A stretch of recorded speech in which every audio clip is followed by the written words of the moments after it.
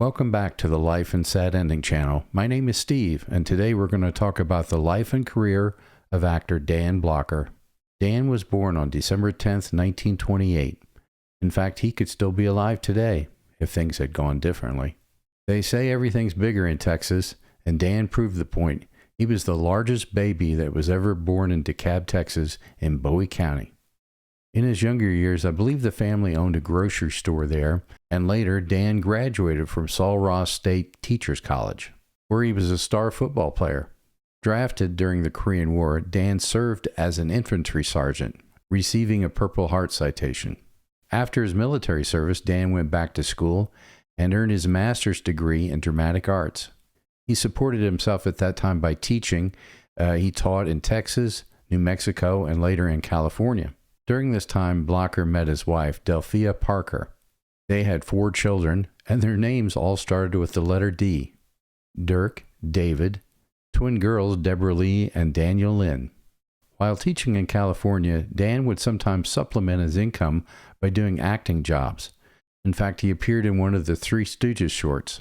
He was also seen on Gunsmoke, The Rifleman, and other westerns, which were very popular at the time. He decided to give up teaching completely when he landed the role of Hoss Cartwright on Bonanza. And Bonanza was one of the longest running westerns in television history. It ran from 1959 to 1973. In fact, the show was so popular, Dan Blocker was able to start a chain of steakhouses, either called Bonanza or Ponderosa. As I say, the show was so popular, some of the stars of the show, including Michael Landon and the cast, Lauren Green, Pernell Roberts, they all had record albums. One of the most famous records was Christmas on the Ponderosa, where Dan Blocker sings Deck the Halls. Deck the halls with boughs of holly, fall out. When I was young, not everyone had a color television set, and so Bonanza was one of the first programs that began in color from the very beginning. And it was always a big deal when Bonanza was on. You had to gather the family around the set. One of my favorite episodes, of course, is the memorable one where Dan Blocker runs into the circus troupe of little people, and he thinks they're leprechauns. And so he keeps seeing these leprechauns, and no one else can see them, so he's chasing them throughout the episode. It was pretty darn funny when I was 6 or 7 years old. Frank Sinatra liked Dan and put him in 2 of his detective films he made during the 1960s.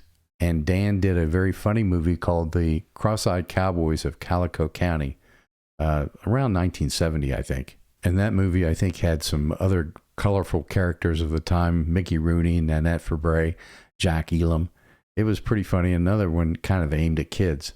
Unfortunately, Dan Blocker needed gallbladder surgery. And it seems like a routine thing, but unfortunately, after the surgery, he got a pulmonary embolism, and he died. That was on May 13th, 1972. And it was really kind of a shock. I remember at the time, it was all over the news. He was only 43 years old.